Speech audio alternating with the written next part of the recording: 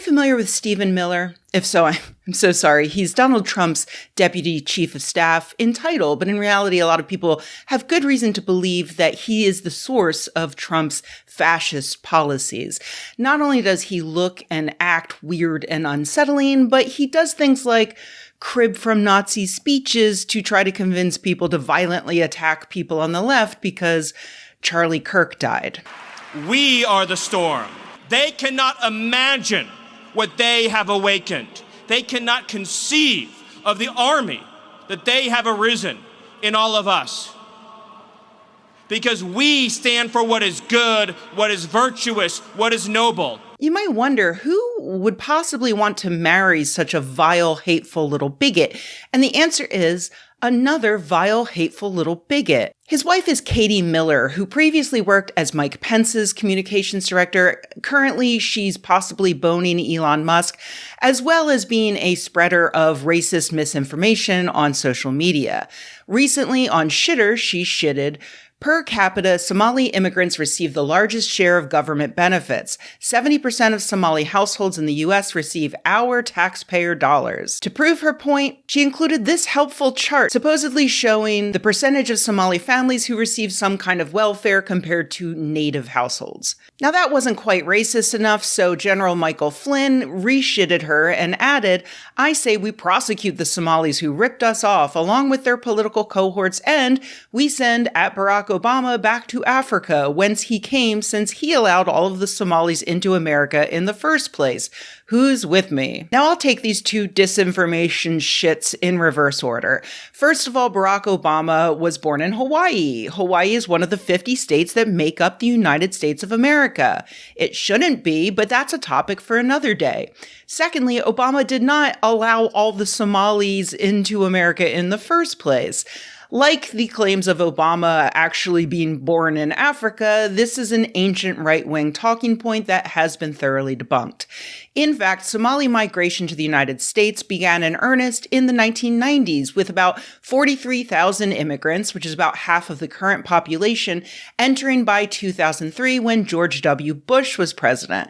According to sociologists at Bowling Green State University, many of these immigrants were highly skilled and able to successfully integrate into American life. And let me just add, for the record, good. You know, George W. Bush didn't just randomly decide to import a bunch of Somalis one day.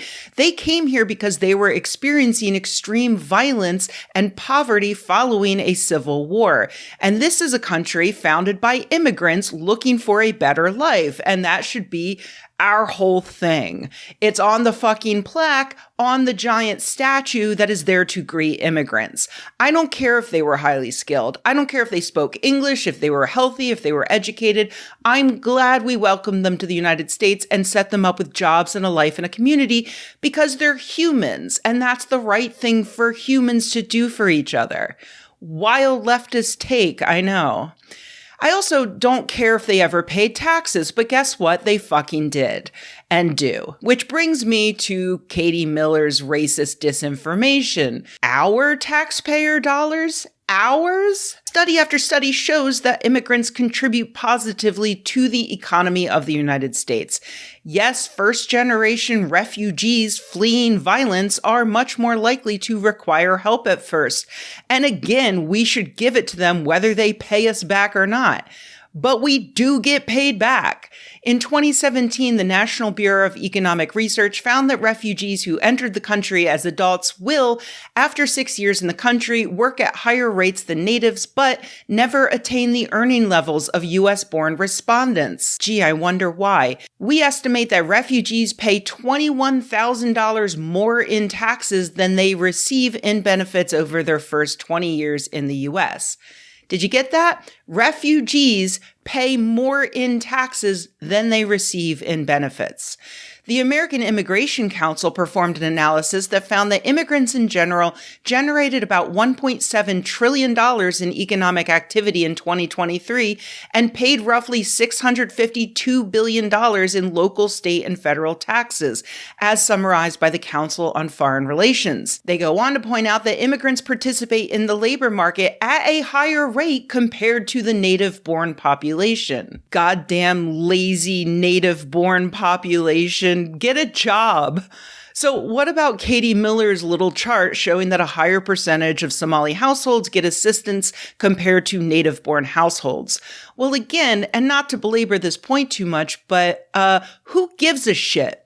But secondly, that chart comes from CIS.org, which is the website for the Center for Immigration Studies, an anti-immigrant hate group known for flooding the media with reports that are eventually debunked by ultra-progressive biased hippies like, the Immigration Policy Center and the libertarian think tank, the Cato Institute. CIS is best known for helping popularize ideas like anchor babies and even terror babies. If the Center for Immigration Studies says that my eyes are blue, I'm going to run to the mirror to double check. Terror babies. When factcheck.org reached out to CIS recently to ask if they knew why Donald Trump was claiming like 88% of Somalis receive welfare benefits, they ignored them until after the piece was published, at which point CIS published their little graph that the racists are now sharing. A week later, FactCheck was able to confirm that 84% of individuals reporting Somali ancestry in Minnesota, not just Somali immigrants, benefited from specific public assistance programs, mostly Medicaid. And gosh, I hate to be a broken record, but good. Give those people health care. Give them food stamps. But yeah, healthcare is good. Treating people for their illnesses benefits everyone. I don't even care that this is hyper-focused on the Somali community in Minnesota, which is where about a third of all Somali Americans live. Get them all healthcare. Get them all food stamps. Helping each other is good, actually. So no, Somalis aren't ripping us off. They are merely the latest population of immigrants to be hated by right-wing bigots, following in the footsteps of the Mexicans and the Italians and the Irish before them. And like those other populations, they will continue to improve our country, not just economically, but by introducing us to good food and fun cultural traditions and new ways to view and describe the world. So please do not fall for the propaganda.